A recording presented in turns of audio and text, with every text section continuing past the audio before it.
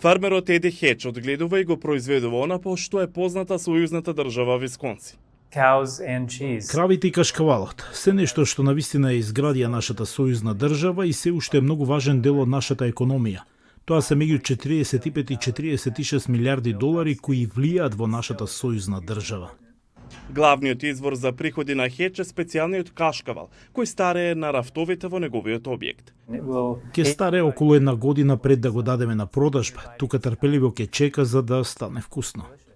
За да се надпреварува со европските производители на кашкавал кои се многу субвенционирани од нивните влади, Хеч треба да се надгради и прошири.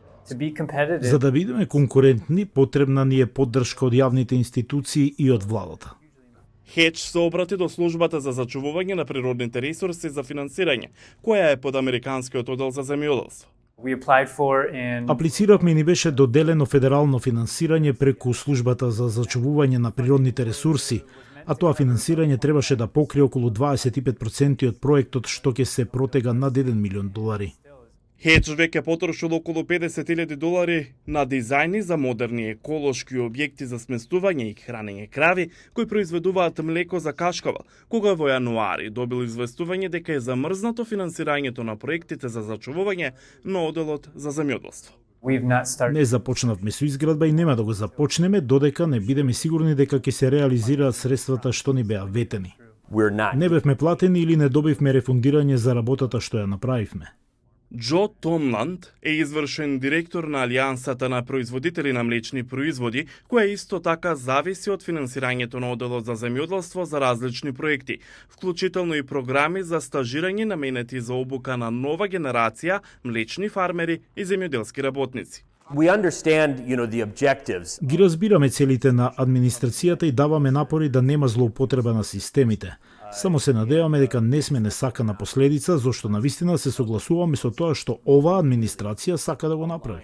Неизвестноста е најголемиот ризик за сите актери во синџирот на снабдување во земјоделството.